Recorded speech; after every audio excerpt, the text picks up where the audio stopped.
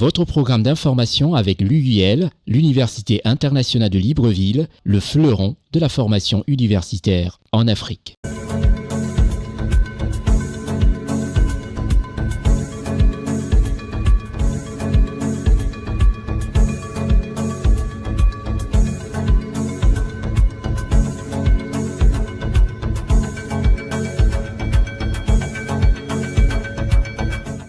Madame, Messieurs, merci de nous recevoir chez vous. C'est l'heure de présenter l'information vraie qui touche le continent africain. Je suis Constieka. Au milieu de cette émission, nous allons parler de la Côte d'Ivoire avec beaucoup d'informations. Un axe sur la rentrée solennelle de l'Assemblée nationale de Côte d'Ivoire pour la deuxième session ordinaire. Nous allons aussi parler du RHDP. Nous allons faire un tour du côté du Cameroun. Au Cameroun, nous parlerons de nombreuses choses. Le Sénégal avec les décisions du président de la République sénégalaise. Nous allons parler aussi du Togo, où s'est envolé le président de l'Assemblée nationale de Côte d'Ivoire, l'honorable Adama Bitogo, qui a été reçu par le président de la République togolaise, son Excellence Faure Issou-Sinbaya Singbe. Nous parlerons du Tchad et ainsi que du Gabon avec une présentation exhaustive du Gabon qui vous fera plaisir, surtout à ceux qui aimeraient investir dans ce très beau pays d'Afrique centrale. On ira faire un tour du côté du Burkina Faso et aussi nous vous ferons un grand format exceptionnel. Alors là, tous les journalistes et toute l'équipe de rédaction de CNN s'est penchée sur ce grand format pour vous montrer comment on s'organise un parti. Restez les nôtres. Commençons par le Sénégal, le pays de la Teranga, le pays dirigé par son Excellence Bassirou Diomaye Diakhar Faye. Le Sénégal a été marqué par le retour dans son pays du président de la République et de toute sa délégation après un séjour fructueux du côté des États-Unis à New York. Et à son arrivée à Dakar, avec toute la délégation, le président de la République sénégalaise, son Excellence Bassirou Diomaye Diakhar Faye, a tenu une conférence de presse, surtout marquée par des événements tragiques qui ont marqué le Sénégal. Charlotte Abdoulaye, Gérard Richard Gozo, Séverin Tchatchoua et Marcel Bassoli nous en font un compte-rendu.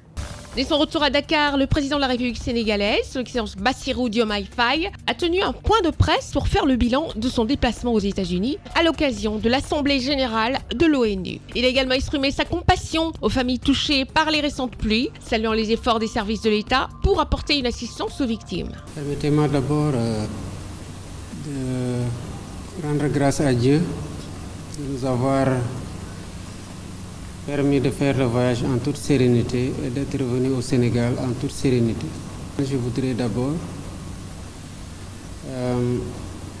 dire toute ma solidarité et ma compassion à tous ceux qui ont été victimes des inondations que le pays a connues pendant mon absence. Comme je l'avais dit, l'État serait aux côtés des populations. Les services concernés ont été aux côtés des populations et l'assistance continue sur tous les plans. Je voudrais d'ailleurs sous ce rapport féliciter le ministre en charge de l'hydraulique et de l'assainissement et l'ensemble des services de la Brigade nationale des sapeurs-pompiers et les citoyens qui se sont mobilisés dans la solidarité pour aider les familles les plus touchées.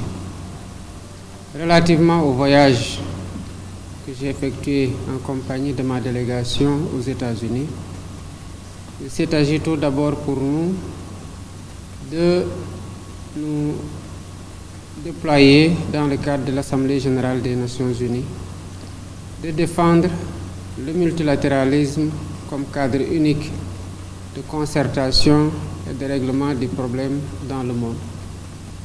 J'en ai profité donc pour porter une voix et un message de paix dans un monde de plus en plus secoué par des turbulences de tous bords.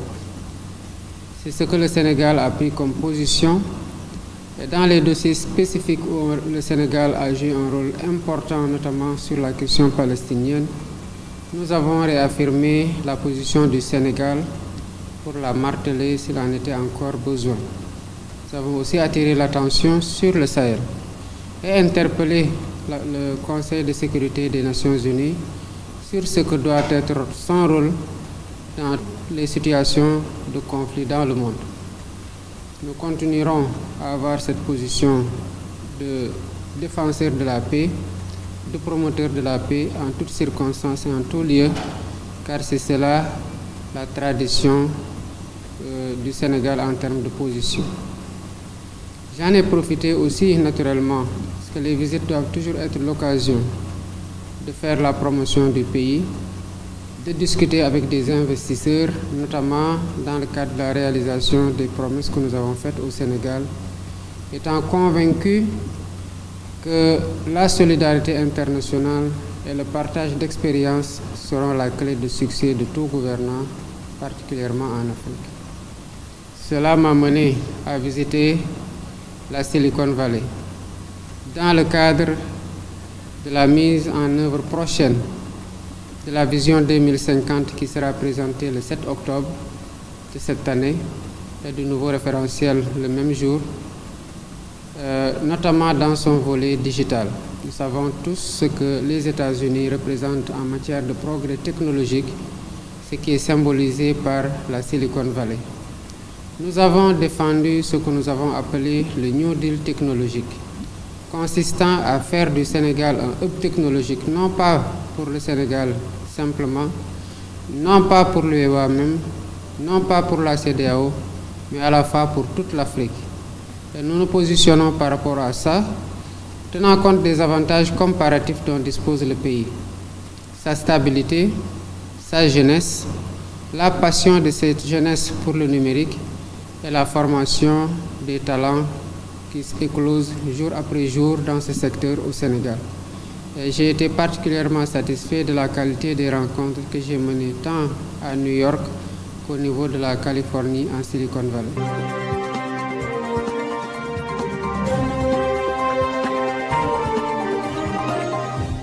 Toute l'équipe de CNN présente sa compassion à tous les Sénégalais, toutes les familles qui ont été touchées par ces événements tragiques. Ça nous amène en Côte d'Ivoire, mais juste après la réclame qui vous présente notre partenaire officiel. L'Université internationale de Libreville, reconnue d'utilité publique grâce à son partenariat avec l'État, est un établissement privé d'enseignement supérieur à vocation scientifique et technologique composé, entre autres, de l'École polytechnique de Libreville, de la Faculté de droit et des sciences politiques, de l'Institut international de recherche biomédicale et biotechnologie, de l'Institut supérieur de gestion et d'économie appliquée. Et sa toute nouvelle école de médecine et de pharmacie. Son ouverture sur le monde du fait de ses partenariats avec les prestigieuses universités et institutions internationales lui permettent de s'arrimer à plusieurs systèmes de formation et de délivrer des diplômes reconnus.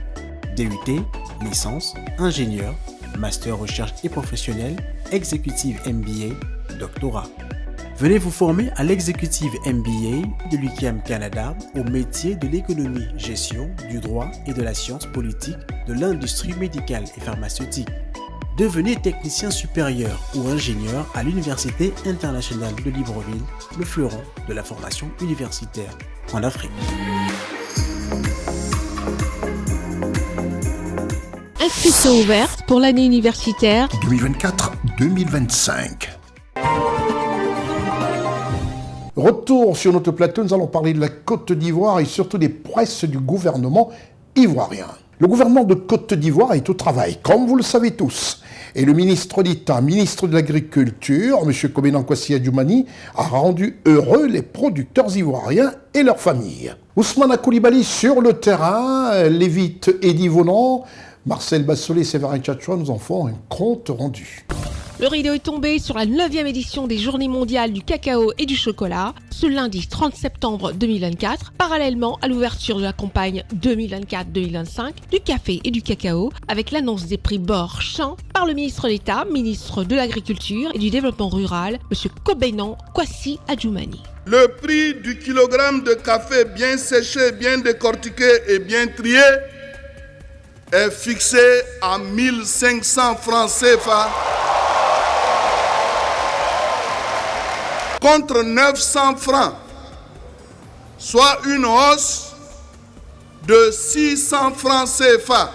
Le gouvernement de Côte d'Ivoire, dans le cadre de la coopération stratégique avec le gouvernement du Ghana, a décidé d'harmoniser les politiques de production, de commercialisation et de fixation des prix de cacao. Ainsi, pour la campagne 2024-2025, qui s'ouvre et après analyse des composantes de la vente anticipée du cacao,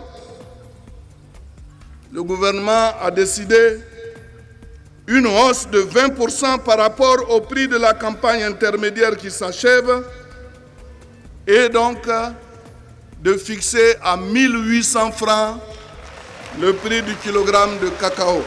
Une autre annonce également remarquable est que les producteurs de café et de cacao qui possèdent la carte de producteur bénéficieront désormais de la couverture maladie universelle auprès du Conseil Café-Cacao. Le président de la République a décidé que désormais, tous les producteurs de café et de cacao, détenteurs de la carte de planteur, bénéficieront, leurs familles et eux, de la couverture maladie universelle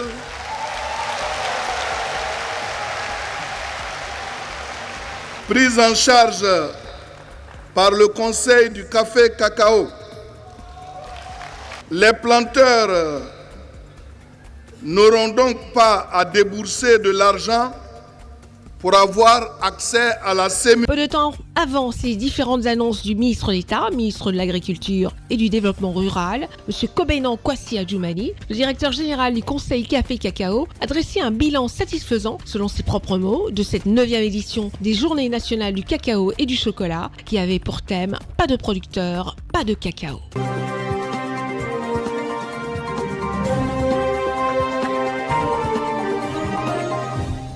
Qu'est-ce que ça fait plaisir de voir comme ça le ministre de l'Agriculture, d'abord ministre d'État, ministre de l'Agriculture, être heureux lui-même d'annoncer à tous les producteurs de cacao comment est-ce que le gouvernement s'évertue à augmenter le prix à l'achat.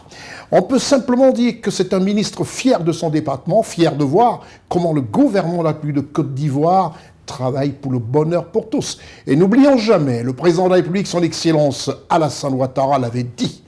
Il a mis l'accent de son mandat sur la solidarité. Et cela se prouve. On se retrouve juste après la réclame.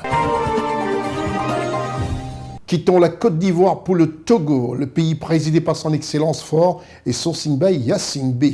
Dans ce pays de l'Afrique de l'Ouest, le Togo, la revue conjointe du portefeuille des projets financés par le groupe de la Banque mondiale a été présidée par le docteur Sandra Johnson, ministre secrétaire générale de la présidence de la République togolaise. Reportage de Séverin Tchatchoua, Gérard Richard Gozo, Charlotte Abdoulaye et Marcel Bassolé. Dr Sandra Ablamba Johnson, ministre, secrétaire générale de la présidence de la République, gouverneur du Togo auprès du groupe de la Banque mondiale, a présidé ce jeudi 26 septembre 2024 la revue conjointe du portefeuille des projets financiers par le groupe de la Banque mondiale en présence de M. Fili Sissoko, représentant résident de la Banque mondiale au Togo, et du représentant pays de la Société financière internationale, Christopher Balied Blaziri. Cette revue annuelle s'inscrit dans le cadre du dispositif rapproché de suivi de l'exécution des projets et programmes mis en place par le gouvernement sous le leadership du président de la République en lien avec les objectifs de la feuille de route gouvernementale Togo 2025. Le monde en général et le Togo en particulier est confronté à de multiples crises. Crise économique, crise financière, crise sécuritaire et j'en passe.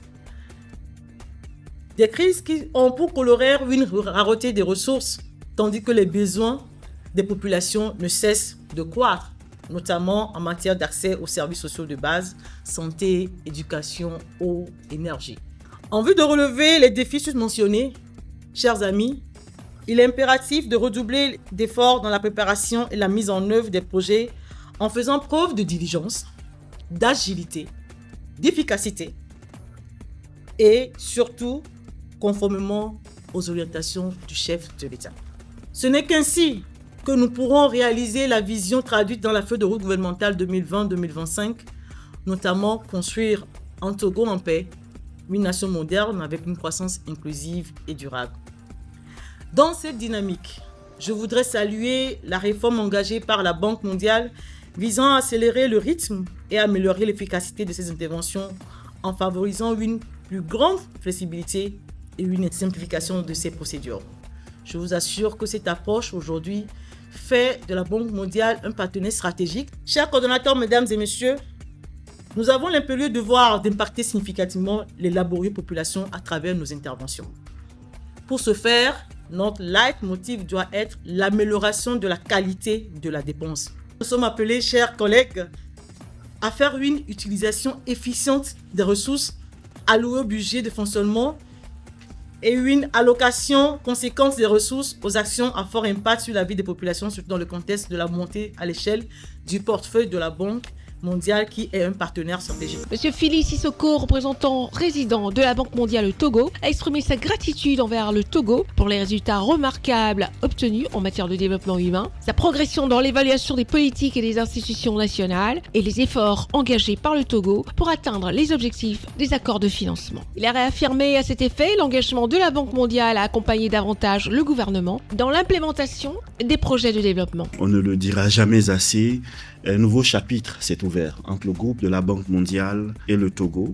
Nous avons pris le pari de vous appuyer plus fortement dans l'objectif principal que vous vous êtes fixé d'améliorer la productivité agricole, qu'il s'agisse des interventions dans le secteur de l'agriculture et de l'agribusiness, qu'il s'agisse des interventions dans la connectivité, donc pour s'assurer pour le farm to market que toutes les infrastructures soient en place. Le Togo l'a prouvé au cours des 4-5 dernières années. Madame le ministre, vous avez été la cheville ouvrière de toutes ces réformes, le Ease of Doing Business, le CPIA. Le Togo a prouvé dans les livres Women in Business and the Law qu'il est le champion sur toutes les réformes dans la sous-région.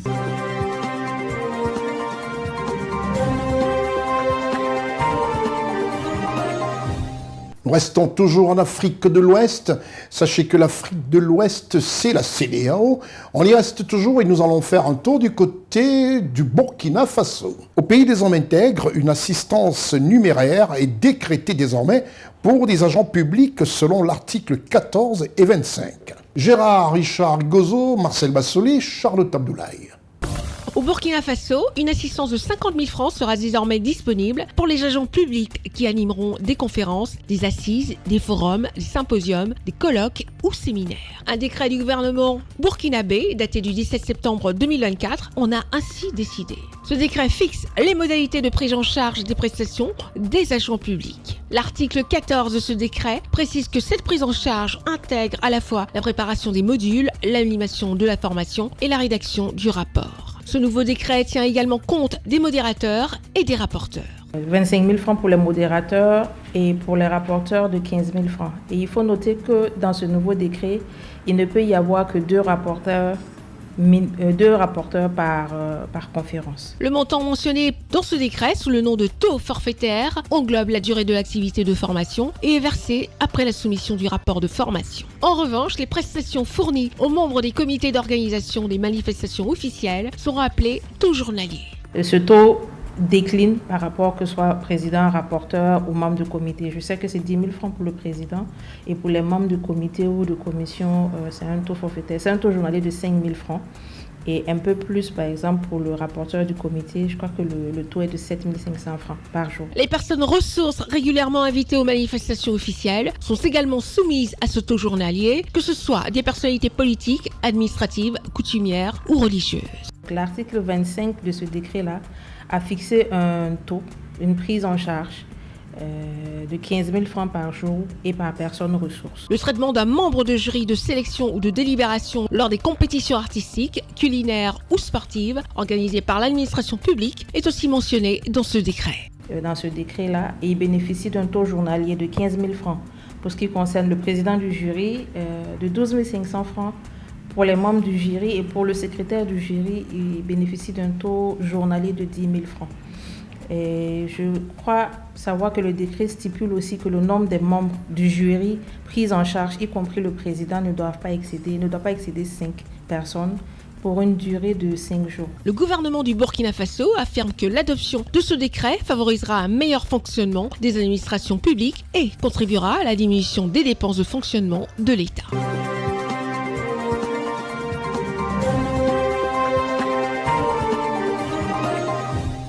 Après ces informations sur le Burkina Faso, retenez que dans ce programme, et comme sur nos chaînes de télévision, l'information est vraie. Nous mettons un accent là-dessus, surtout avec la prolifération mondiale de l'information. Il faudrait bien ne pas faillir. Nous avons décidé depuis la rentrée en septembre de ce programme Constiquant Week News, à chaque numéro de vous présenter 2 pays. La semaine dernière, c'était le Ghana et le Bénin.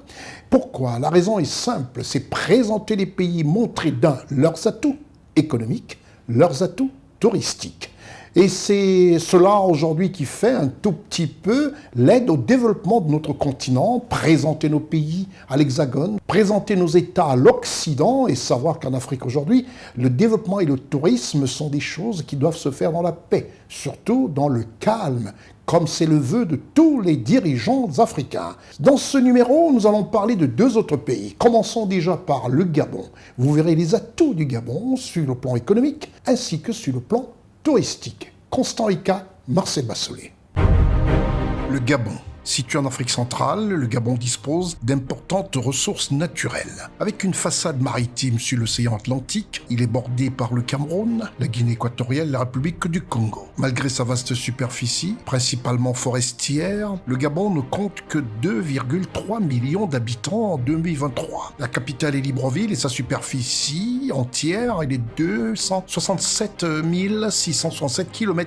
Le niveau d'urbanisation du Gabon est l'un des plus élevés d'Afrique, avec plus de 80% de sa population résidant dans les zones urbaines. Les 2 principales villes, Libreville et Port-Gentil, abritent près de 59% des habitants. La jeunesse est un trait distinctif de sa démographie. La moitié de la population a moins de 20 ans, et alors que le taux de fécondité en milieu urbain est de 4 enfants par femme, il grimpe à 6 en zone rurale.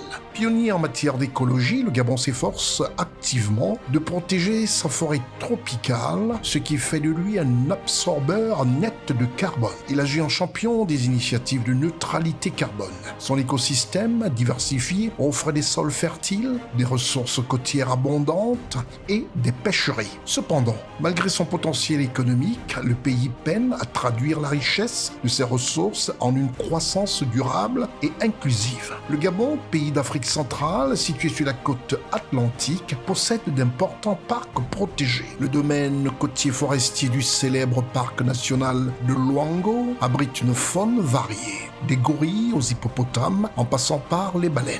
Le parc national de la Lopé est principalement composé de la forêt tropicale. Le parc national d'Akanda est connu pour ses mangroves et ses plages soumises aux marées. En 2022, l'économie gabonaise a enregistré une croissance de 3% contre 1,5% en 2021. Cette bonne performance résulte de la bonne tenue du secteur pétrolier, plus 7,1%, et de celle du secteur non pétrolier, plus 2,3%. Dans le secteur hors pétrole, les dynamismes du secteur agricole s'élèvent à plus 4,9%, de l'industrie du bois à plus 6,5% et du secteur du transport à plus 4,2% sont les principales sources de la croissance. La remontée du prix du baril du pétrole à plus 45,3%, associée à l'augmentation de la production pétrolière, plus 6,1% en 2022, explique l'essor du secteur pétrolier. La Banque centrale, la BAC, a resserré sa politique monétaire en 2022 en relevant ses taux directeurs à plusieurs reprises pour répondre aux pressions inflationnistes et soutenir le niveau des réserves extérieures. Ainsi, l'inflation a grimpé à 4,2% contre 1,1% en 2021, du fait de la hausse des prix des denrées alimentaires et des retombées négatives de l'invasion de la Russie par l'Ukraine.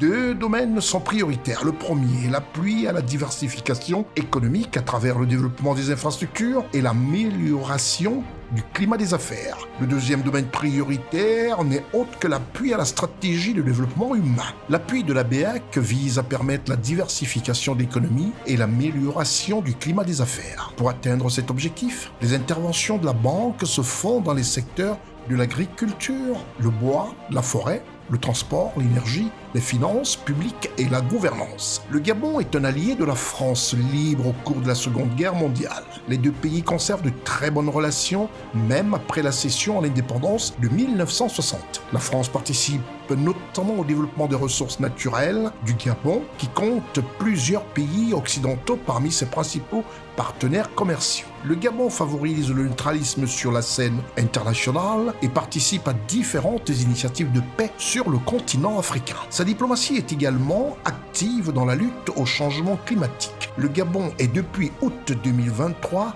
présidé par son Excellence Brice Clotaire Oligui Nguema, chef de l'État gabonais, et ceci à la grande satisfaction du peuple gabonais. Restez les nôtres. La Cour. Le 2 octobre 2024, à La Haye, aux Pays-Bas, la Cour internationale de justice, en sigle CIG, quand le patriotisme coule dans les veines du docteur Marie-Madeleine Boranzo. En experte de la sphère juridique et par sa parfaite connaissance du litige frontalier entre le Gabon et la Guinée équatoriale, sur les limitations terrestres et maritimes portant sur les îles Mbagnier, Cocotier et Konga. Docteur Marie-Madeleine Boranzo a été récemment devant la Cour internationale de justice de La Haye. Elle a retracé la genèse de ce litige avec une rare maestria. Elle a fait un déroulé détaillé de ce pourquoi le Gabon avait droit de souveraineté sur ces 3 îles. Dans un plaidoyer éblouissant de pertinence, le docteur Marie-Madeleine Boranzo va avec force argument édifier la Cour en affirmant la pleine propriété et l'incontestable souveraineté du Gabon sur les espaces querellés, en se fondant sur la Convention de Bata, signée en 1974 entre les présidents d'alors, Omar Bongo Dingba pour le Gabon et Mathias Nguema Biyogo pour la Guinée équatoriale. L'agent du Gabon, selon les termes de la Cour internationale de justice, en sigle CIJ, va s'étonner de la rétraction de la partie adverse autant qu'elle se désole des arguties spécieuses avancées par la délégation de Malabo. Nous écoutons ici, depuis la Cour internationale de justice, le docteur Marie-Madeleine Boranzo en bonne patriote pour la cause du Gabon. Monsieur le Président, Mesdames et Messieurs les membres de la Cour,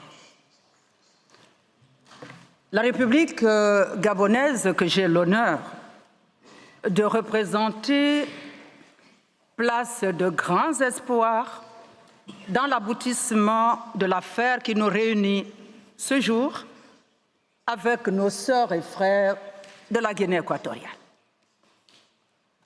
Cette affaire n'aurait pas dû exister.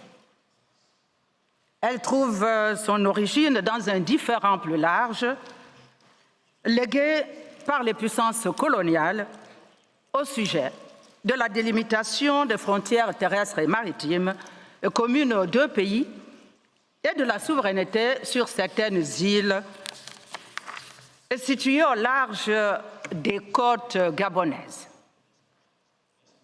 Il n'est pas né en 1972 avec les incidents entourant l'île Mbagnier.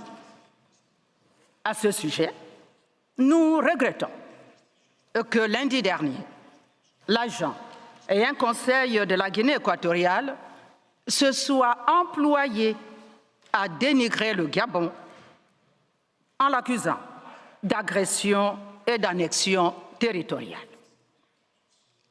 La réalité des faits, pourtant, a été rétablie devant le Conseil de sécurité dès 1972. Elle le sera à nouveau aujourd'hui par mon co-agent. Mais les mots ont un sens et il ne faut pas les dévoyer à des fins tacticiennes, encore moins dans cette enceinte.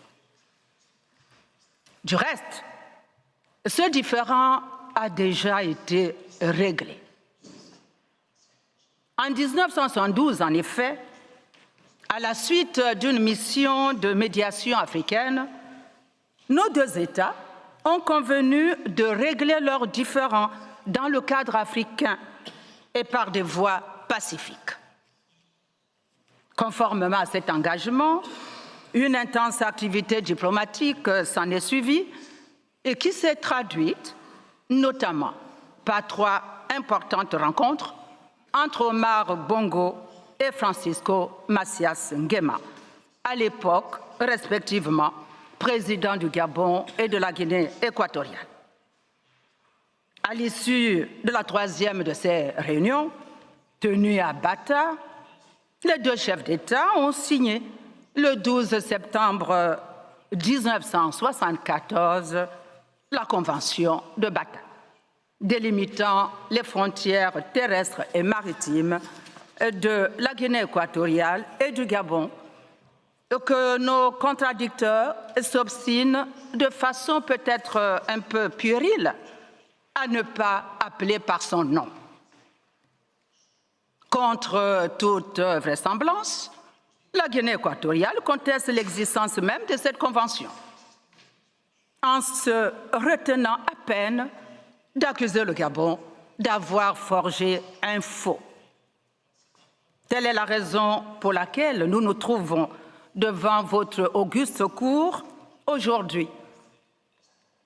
En essayant de défaire ce que les deux présidents ont fait en 1974, la Guinée équatoriale rouvre un débat et qui avait cependant été clos de manière équilibrée. Et cette convention a en effet clarifié pour la première fois la question de la souveraineté sur les îles Mbanié, Cocotier et Konga et a déterminé leurs frontières maritimes communes que la France et l'Espagne n'avaient pas fixées. Tout est réglé, déclarait Omar Bongo Ndimba à la suite de cette rencontre à Bata. Réglé, cela veut dire réglé, settled. Mais la Guinée équatoriale a du mal à s'en tenir à la parole donnée. Et cela est tellement vrai qu'après avoir signé la convention, le président équato-guinéen, Mathias Nguema, a exprimé de regrets sur certains de ces aspects, reconnaissant du même coup et son existence et sa signification. Il est vrai aussi qu'en 1979, celui-ci a été renversé par un coup d'État militaire. Il est enfin tout aussi vrai que durant plusieurs années, la Convention de Bata n'a pas été expressément mentionnée dans les relations entre les deux pays, du fait que les différends étaient réglés et que, en conséquence, les relations entre les deux États étaient considérablement améliorées. Si le docteur Marie-Madeleine Brandt a réaffirmé avec vigueur que toute tentative de remise en cause de l'accord bilatéral signé à Bata en 1974 était vaine, car en la matière, le principe du pacta sunt versanda s'imposait de façon irréfutable et irréfragable, car actant que les conventions et traités doivent être respectés en assurant les relations internationales et l'ordre juridique. CNN vous transmettra dans une prochaine édition 3 heures de cette plaidoirie dans un dossier spécial.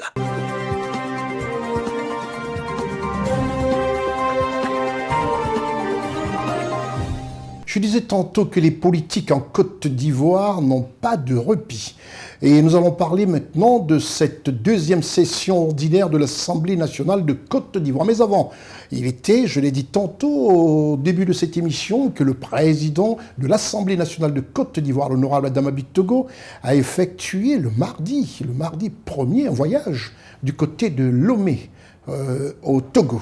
Et il y a été, sur invitation de son homologue togolais, et a été par la suite reçu par le président de la République, son Excellence Faure Essot-Singba Yassingbe.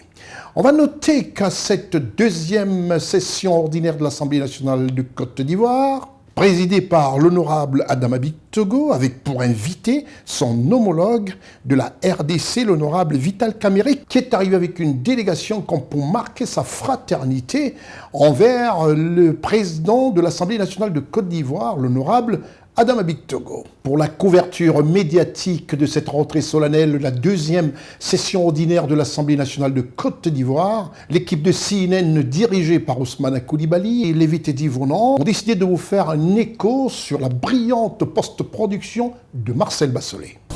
Le mardi 1er octobre 2024, les députés ivoiriens se sont réunis au palais de l'Assemblée nationale de Côte d'Ivoire pour l'ouverture officielle de la deuxième session ordinaire de l'année 2024. Plusieurs personnalités politiques ivoiriennes, des diplomates des pays amis de la Côte d'Ivoire, des têtes couronnées ainsi que des présidents d'institutions ont pris part à la cérémonie solennelle d'ouverture de la deuxième session ordinaire de 2024, dont l'honorable Vital Kamerhe, président de l'Assemblée nationale du Congo. Après une longue pause de 3 mois, les députés se sont réunis le mardi 1er octobre 2024 dans l'hémicycle, conformément aux dispositions constitutionnelles, afin de procéder à l'ouverture de la deuxième session ordinaire de l'Assemblée nationale de Côte d'Ivoire. Après que le président de l'Assemblée nationale, l'honorable Adama Bictogo, s'est installé au perchoir de l'hémicycle, il a annoncé l'ouverture de la session. En tant que parlementaires, il nous incombe de nous assurer que les questions relatives à la cherté de la vie,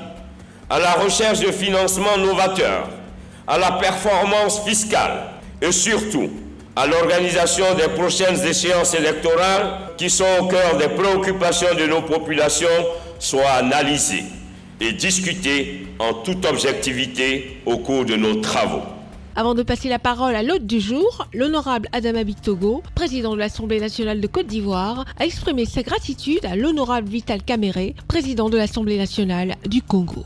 D'Abidjan à Kinshasa, la fibre africaine est forte. Au-delà de la langue française que nous avons en partage, nos cultures nous unissent. L'unité et la solidarité africaine que nous appelons de tous nos vœux, c'est aussi notre capacité en tant que leader à trouver des solutions africaines aux problèmes africains. Nous devons par tous les moyens mettre fin à la guerre dans mon pays, la République démocratique du Congo, au Sud-Soudan, au Mali, au Burkina Faso, pour que l'Afrique puisse se doter d'un plan concerté de développement intégral de ce beau continent, la nouvelle destination du monde. C'est pour moi l'occasion de saluer à cet égard les efforts de leurs excellences, M. Alassane Ouattara, président de la République de Côte d'Ivoire, et M.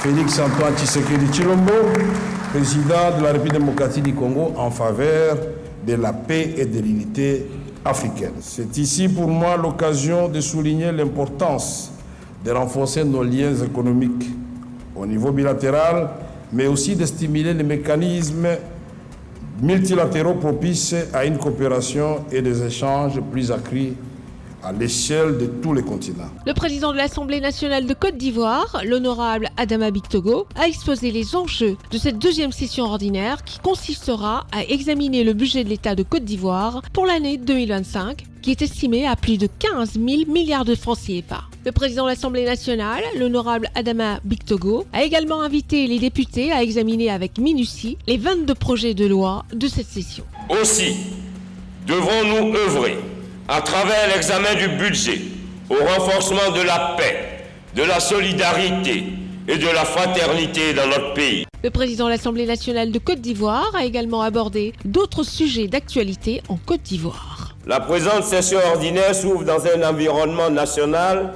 et international particulier.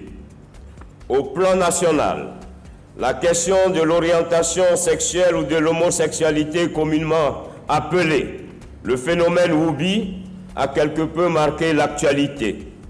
Je voudrais saisir l'opportunité de cette tribune pour informer nos concitoyens que l'Assemblée nationale n'a jamais été saisie d'un projet de loi visant à légaliser cette pratique dans notre pays. Au plan international, on assiste à l'apparition en RDC et dans d'autres États, la maladie Mpox ou variole du singe. La Côte d'Ivoire a su apporter la riposte.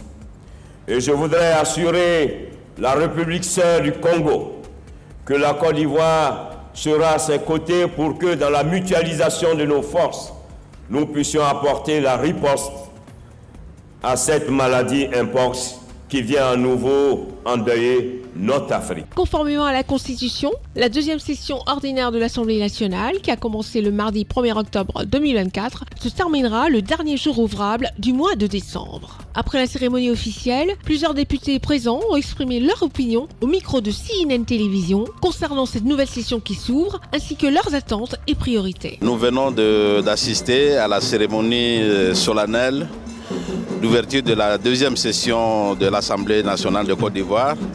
Et nous avons eu l'honneur d'avoir notre président, le président de l'Assemblée nationale de la République démocratique du Congo, invité d'honneur par son homologue, le président Adama Bitogo, pour assister à cette cérémonie, au cours de laquelle il a délivré un message magistral à l'intention de nos frères de la Côte d'Ivoire, exprimer l'excellente relation qui existe entre la Côte d'Ivoire et la République démocratique du Congo. Ce matin, nous sommes à l'Assemblée nationale pour assister à l'ouverture de la deuxième session ordinaire de l'année 2024. Et il y a eu des messages très forts de la part du président de l'Assemblée nationale, M. Adama Bitogo, et aussi de l'invité d'honneur, le président de l'Assemblée nationale du Congo, qui vraiment nous a édifiés par tout ce qu'il a vu dans notre pays, et nous espérons que cette diplomatie parlementaire puisse être fructueuse sur tous les plans. Le travail parlementaire a repris ce matin. Nous sommes venus, c'est pourquoi nous sommes venus à la tâche pour réserver, le bonheur à nos populations, à nos concitoyens, sous la vision éclairée de notre président incontesté sur l'excellence Alassane Ouattara. C'est toujours un moment important quand l'Assemblée nationale ouvre sa séance. Elle a un sujet très important à discuter qui est le budget de l'État. Et donc nous restons évidemment attentifs à ce vote et aux amendements éventuels que l'Assemblée nationale va apporter. C'est un moment très important pour la démocratie ivoirienne.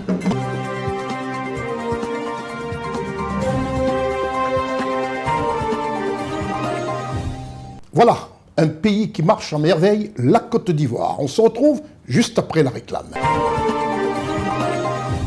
Le deuxième pays à vous présenter n'est autre que le Tchad, ce pays de l'Afrique centrale, qui est aussi membre du G5 Sahel, membre de la CEMAC. Vous verrez les atouts touristiques, économiques de ce pays, le Tchad. Reportage Constant Ika, Marcel Vassolet.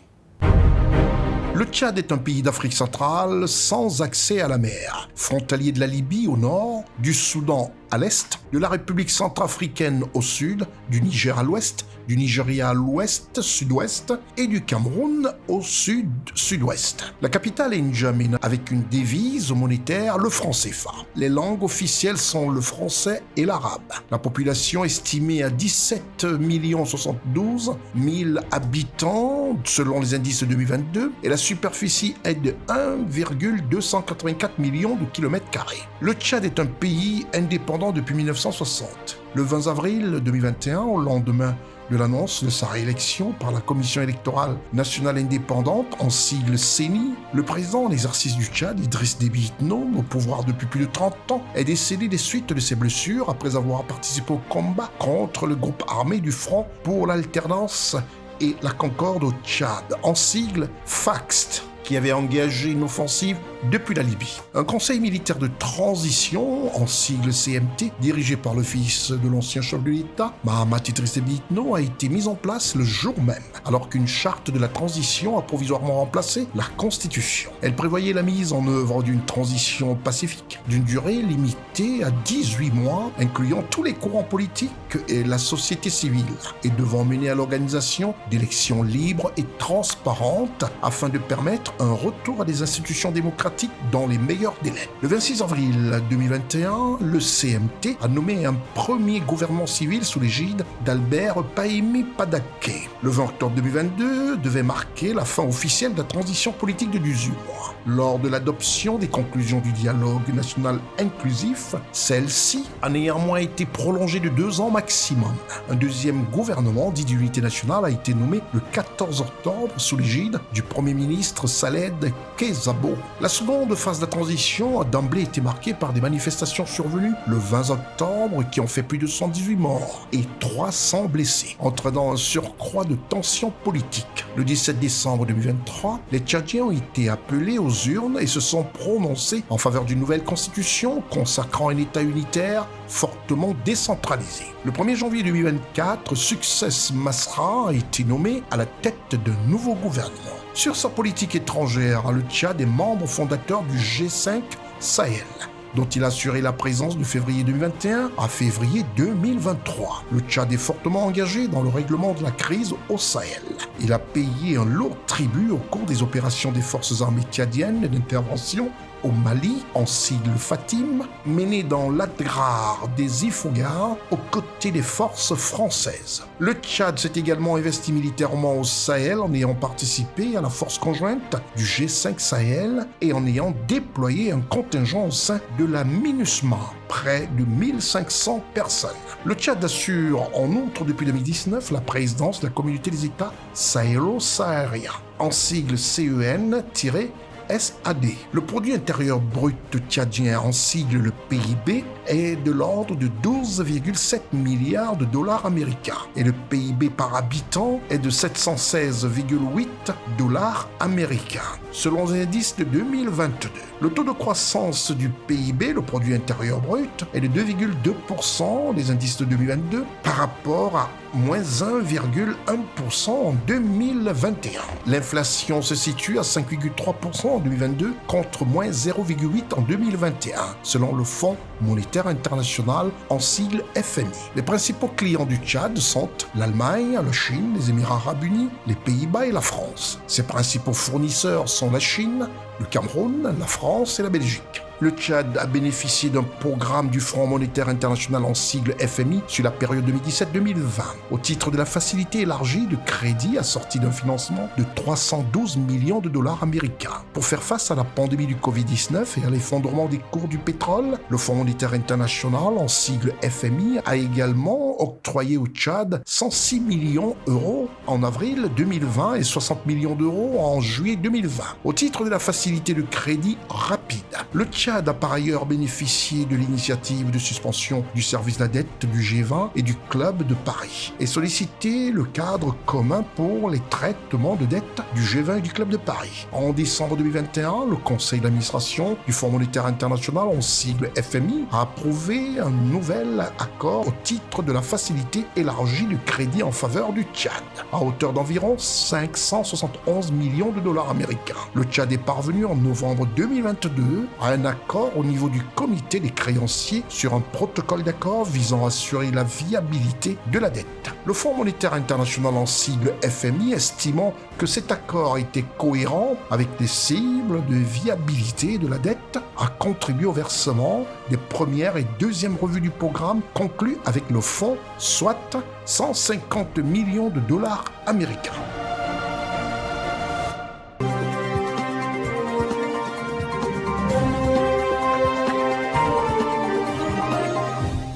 Après ce résumé sur le Tchad, il était plus ou moins important pour moi de vous présenter un tout petit peu ce personnage et montrer qu'est-ce que c'est l'humilité, surtout quand on est grand, quand la nature et surtout Dieu vous a honoré. Voilà un homme qui a décidé aujourd'hui de faire des choses autrement, de respecter plus petit que soi. Il est d'origine camerounaise, il n'est autre que Samuel Eto'o fils. Samuel Eto'o ou une leçon d'amitié et d'humilité. Si pour certains, dire ce que l'on est et ce que l'on fut est une forme de pédantisme, Samuel Eto'o sait conjuguer l'amitié et le respect des plus jeunes que soi. Voilà quelqu'un qui est arrivé à Abidjan le 28 septembre afin d'assister au mariage de son jeune frère, un des grands artistes ivoiriens, l'artiste Kérosène. Certains auraient décliné l'invitation pour une bonne raison. En sa qualité de président de la FECAFOOT, il ne saurait être absent à la finale de football du Cameroun, son pays d'origine, qui se jouait à Yaoundé le dimanche 29 septembre. Et se rendre à Douala le lundi pour une réunion de haut niveau concernant le match Cameroun-Kenya. Mais Samuel Eto'o, très respectueux de ce que c'est que l'amitié, surtout l'humilité, malgré les complications de voyage entre nos pays dans les relations sud-sud. Heureusement que le gouvernement ivoirien, sous les auspices et surtout sur la vision du président Alassane Ouattara, nous a doté d'Air Côte d'Ivoire. Mais Samuel Eto'o, malgré son emploi de temps, personne n'aurait pu, aucun président d'une fédération africaine aurait pu, la veille d'un match de coupe nationale dans son pays, se rendre dans un autre pays pour une cérémonie quelconque. Lui, il l'a fait. Il est venu à Abidjan le 28, la veille de la Coupe nationale du Cameroun.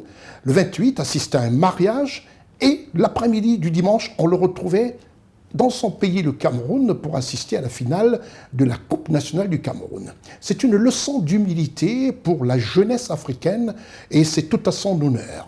Et le lendemain matin, il reprend l'avion de Yaoundé pour Douala pour une grande conférence qu'il présidait d'ailleurs. C'est cette conférence tenue à Douala le lundi 30 que toute notre équipe de CNN Cameroun nous présente. Reportage, Stéphane Legour, Gérard Richard Gozo, Séverin Tchatchoua et Eric Bikek. Le président de la Fédération camerounaise de football, FECAFOOT, M. Samuel Eto'o Fils, a présidé le lundi 30 septembre 2024 à Douala une réunion préparatoire du match Cameroun-Kenya, comptant pour la 3e journée des éliminatoires Cannes Total Energy Maroc 2025, qui aura lieu au complexe sportif de Japoma le 11 octobre 2024. Monsieur Aboubakari Aman Siouto, secrétaire général des services du gouverneur de la région du Littoral, représentant le gouverneur de la région du Littoral, Monsieur Dieudonné Iva Adiboua, ainsi que son état-major ont participé à cette importante réunion. Il y avait également le représentant du ministre de la Communication, le président des compétitions nationales et internationales, ainsi que les représentants de la commission santé et sécurité. Il était question au cours de cette assise de prendre en compte chaque détail de l'organisation de cette rencontre de haute facture dans les moindres détails. La première réunion préparatoire à la rencontre Cameroun-Kenya, prévue comme vous l'avez dit le 11 octobre au stade de Japoma à Douala.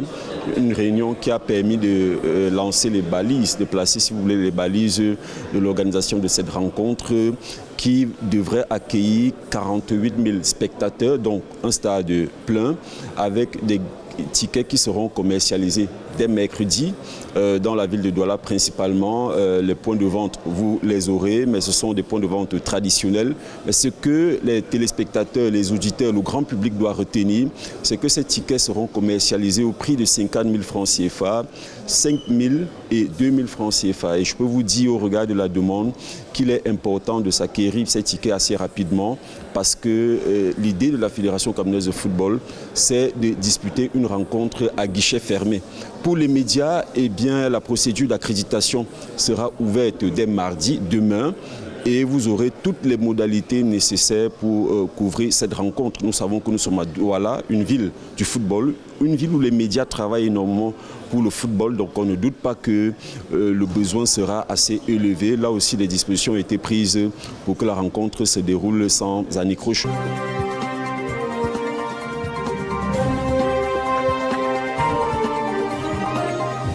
Au Cameroun, nous parlerons de nombreuses choses. Restez les nôtres. La cérémonie est placée sous le haut patronage de M. Georges Ilanga Obam, ministre de la décentralisation, en présence de Mme Célestine Ketia-Cortés, ministre de l'Habitat et du Développement urbain. M. Samuel Dieudonné Iva Adiboua, gouverneur de la région du Littoral, du Dr Roger Mbassandine, maire de la ville, du Dr Jean-Pierre Imele DG d'Isakam, des forces vives de la région du Littoral, des maires des villes de Yaoundé, d'Edea ainsi que de Kribi et de nombreuses autres personnalités, s'est déroulé dans la ville de Douala, au quartier Bonapriso, lieu-dit Youpoué.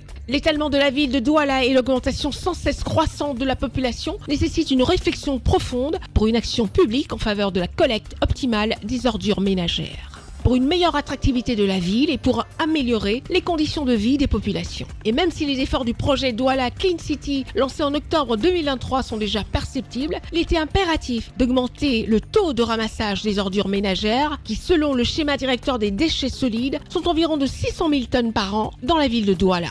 La construction du centre de transfert des ordures, donc une bonne perspective dans la gestion des ordures dans la ville de Douala. Cette infrastructure construite sur 5000 m², en effet une capacité de 1000 tonnes par jour. La proximité avec le centre urbain et sa capacité de stockage vont accélérer l'enlèvement des déchets de la ville. Mais toutes les mesures ont été prises pour n'avoir aucun risque de pollution de l'environnement. Figurez-vous que le projet a fait l'objet de beaucoup d'oppositions qui ont retardé pendant plus d'1 an son exécution.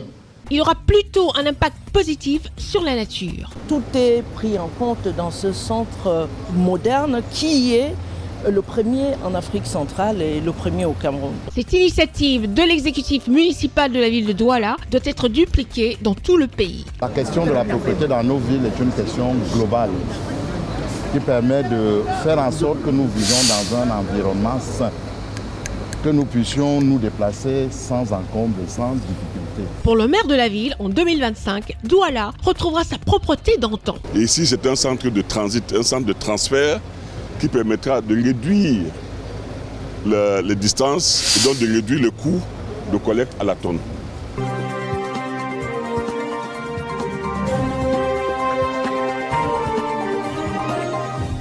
Après cette information sur le Cameroun, nous allons vous présenter le grand format. Pour ce grand format, nous avons décidé de parler d'un parti politique, l'un des plus structurés de la Côte d'Ivoire. Nous avons décidé de nous focaliser sur ce parti et surtout de vous montrer les prouesses du gouvernement. Voilà un lundi 30 septembre, jour où toute la Côte d'Ivoire avait retenu un tout petit peu son souffle. Pourquoi? La raison était simple. Le lundi 30 septembre, le gouvernement de Côte d'Ivoire, présidé par son Excellence Alassane Ouattara, chef de l'État, tenait un conseil de ministres contrairement à ses habitudes. Quand on sait la débauche d'énergie, d'angoisse et d'exigence que ce type de conseil nécessite. Le même lundi 30 septembre était organisée une rencontre avec le président du parti et les coordonnateurs du RHDP. Une journée marathon, une journée pour laquelle toute la Côte d'Ivoire et surtout le milieu politique a retenu son souffle. L'équipe araignée de CNN a décidé de braquer ses caméras sur ces deux événements dont le plus attendu était cette rencontre des coordonnateurs du RHDP avec le président du parti, son Excellence Alassane Ouattara, du côté du Sofitel au Côte d'Ivoire. Dirigé par Ousmane Koulibaly, assisté de Lévite Edivonan et de Marcel Bassolé, le compte rendu est celui de notre grand format.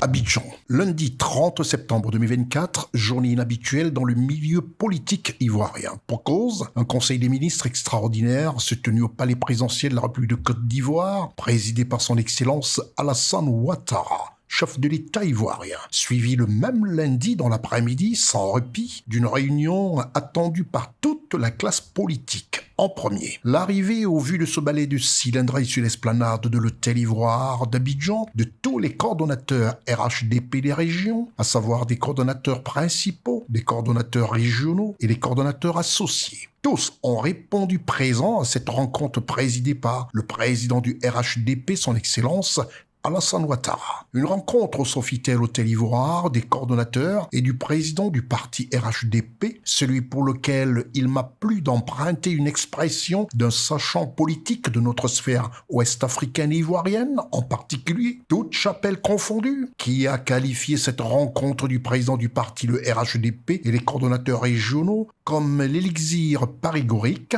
afin que les rumeurs les plus folles cessassent. Héritier du président Félix Houphouët-Boigny et de sa sagesse spirituelle, son Excellence Alassane Ouattara, doté d'un esprit visionnaire et d'une sagesse incarnée, originelle et orthodoxe, des valeurs existentielles de partage, de solidarité et d'entraide qui concourent au bien-être. Telles sont les valeurs doctrinales que prône le président Alassane Ouattara, très attendu cet après-midi ici même au Sofitel Hôtel Ivoire, alors que les coordonnateurs sont heureux de se retrouver dans une convivialité admirable qui atteste la santé de ce grand parti politique, le RHDP. Cette rencontre qui a débuté à 17h par l'entrée dans la salle des fêtes du Sofitel Hôtel Ivoire sous une slave d'ovation à l'endroit du président du RHDP, son Excellence Alassane Ouattara, qui a tenu à saluer chaque coordonnateur avec un mot pour chacun, soit pour féliciter les actions, soit pour encourager le développement et l'adhésion du plus grand nombre des militants et des sympathisants de ce parti, le RHDP, qui affiche ici un niveau enviable de structuration.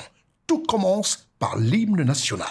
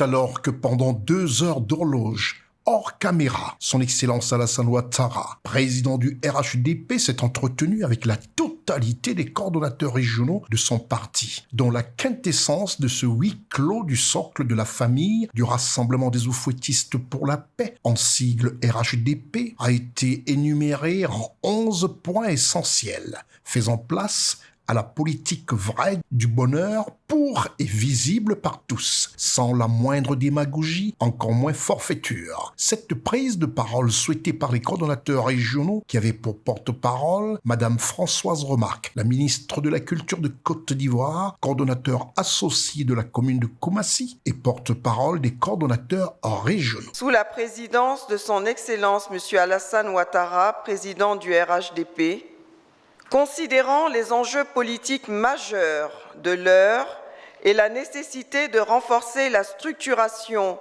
et la présence du RHDP sur l'ensemble du territoire national, considérant la responsabilité qui nous incombe de mobiliser nos militants et sympathisants autour des actions stratégiques définies par la direction du parti en vue d'accroître l'impact de notre projet politique dans toutes les régions, considérant l'importance de l'identification des militants dans la base de données e-militants et la révision de la liste électorale prévue du 19 octobre au 10 novembre 2024 pour garantir la participation active de tous nos militants et sympathisants lors des futures échéances électorales, considérant les réalisations exceptionnelles menées sous la houlette de son Excellence M. Alassane Ouattara,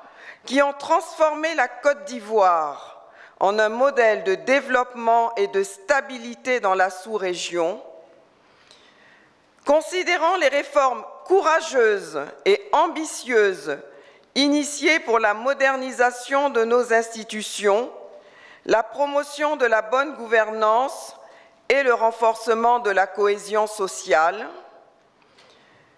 considérant la politique de paix et de réconciliation prônée par son Excellence Monsieur le Président de la République, qui a permis de tourner définitivement la page des crises passées, renforçant ainsi l'unité et la fraternité entre les Ivoiriens.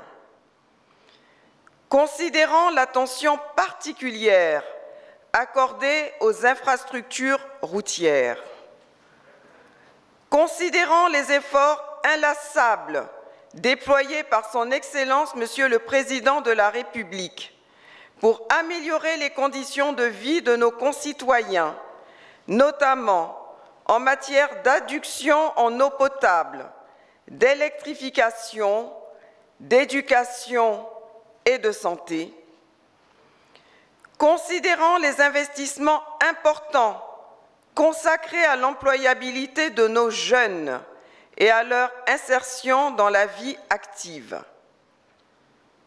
1.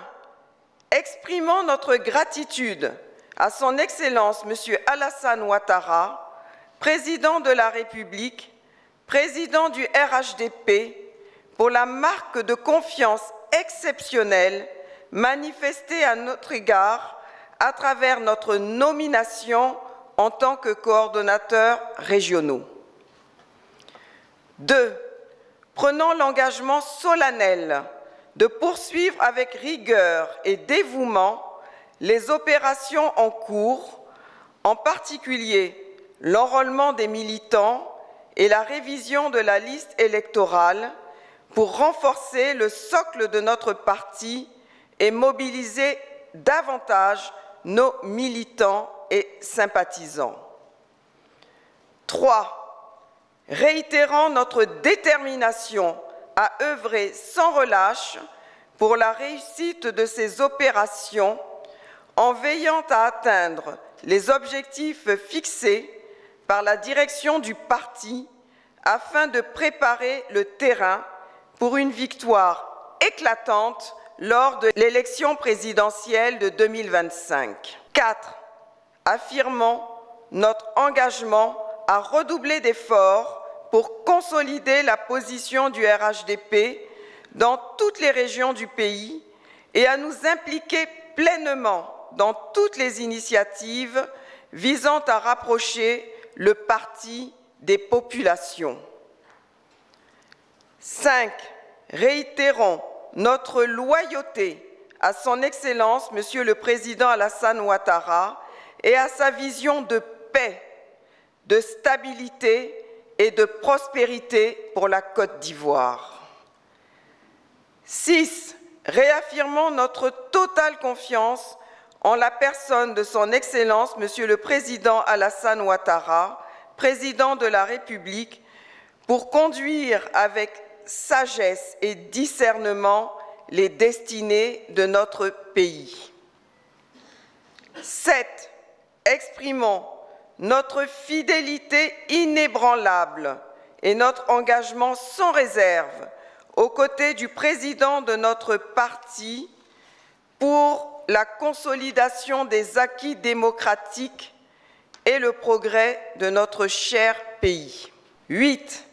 Apportons notre soutien indéfectible aux initiatives et décisions du président du RHDP visant à renforcer la position de notre parti sur l'échiquier politique national et à préparer l'avenir avec sérénité et détermination. 9.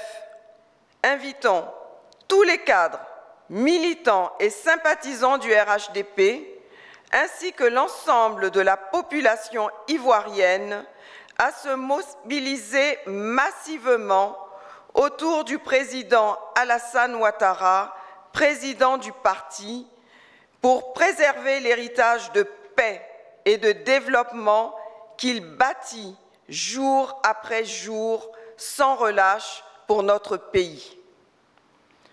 10. Encourageons son Excellence, Monsieur le Président Alassane Ouattara, à poursuivre avec la même ardeur et la même passion la vision de progrès et de prospérité qu'il incarne au service du bien-être de tous les Ivoiriens. 11. Exprimons notre détermination à tout mettre en œuvre pour que le RHDP, sous l'égide de son Excellence, Monsieur le Président Alassane Ouattara, soit le vainqueur incontesté de la prochaine élection présidentielle de 2025.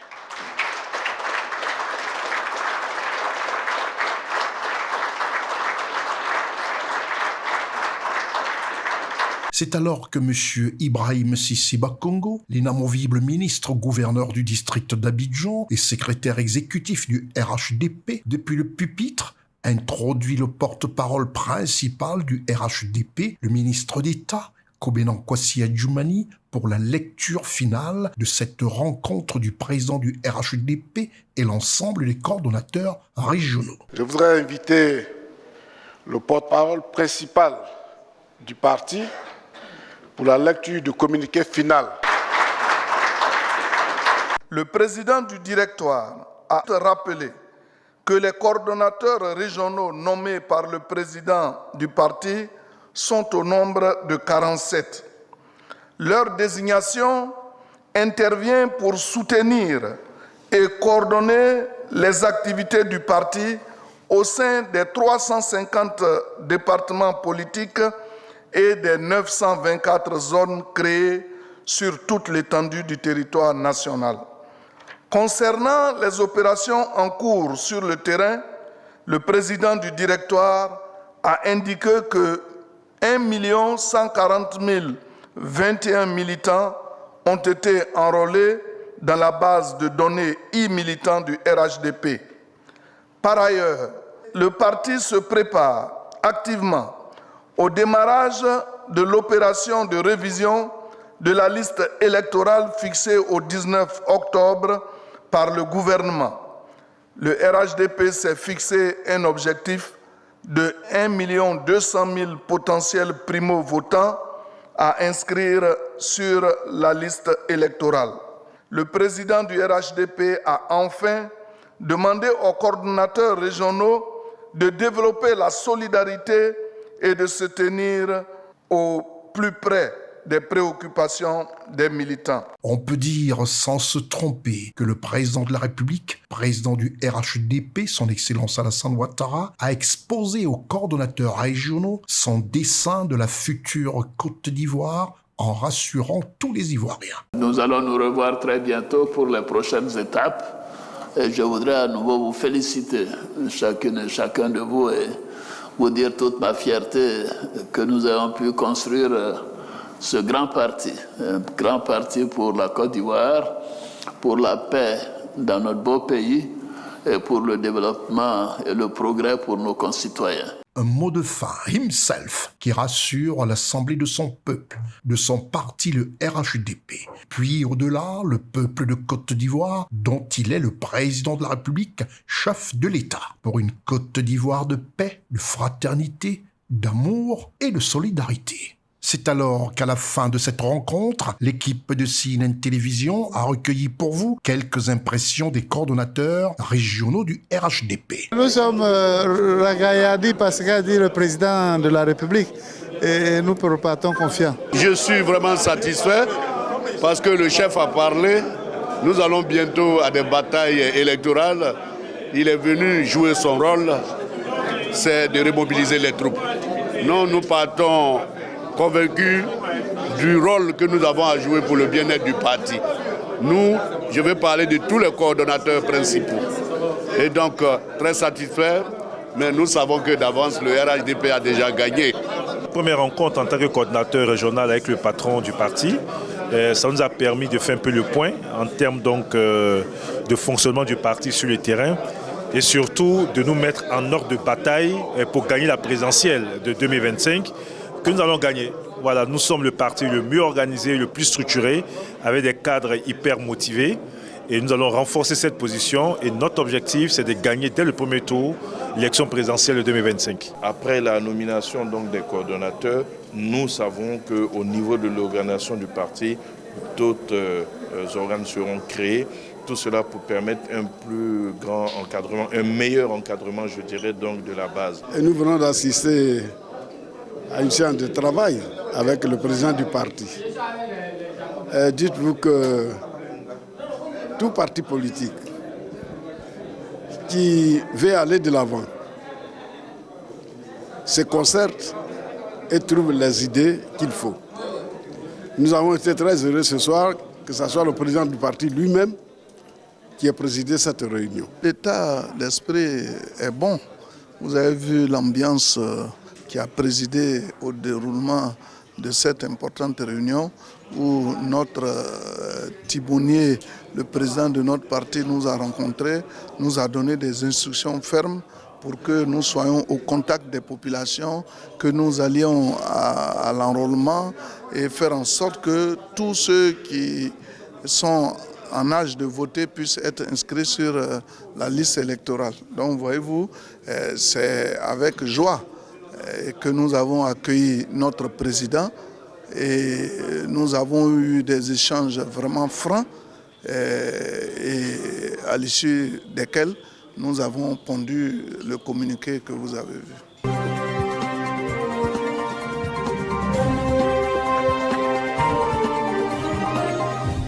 Quand des politiques s'organisent bien pour le bonheur et le devenir d'un pays à l'exemple de la Côte d'Ivoire, qu'est-ce qu'il nous reste à dire? Que Dieu bénisse la Côte d'Ivoire. On se retrouve juste après la réclame. C'était votre programme d'information avec l'UIL, l'Université internationale de Libreville, le fleuron de la formation universitaire en Afrique. C'est terminé pour cette émission Constieka Weekend News, tout en vous rappelant de suivre la rediffusion et surtout d'être branché sur votre média qui vous donne des informations toutes les 30 minutes. Alors là, l'information vraie sur l'actualité panafricaine, qu'elle soit économique, politique et aussi touristique. Restez branchés sur cnntv.ci. En replay sur www.siwebinfo.net, vous avez de l'information 24 heures sur 24 non-stop. Je suis Constieka. Au revoir.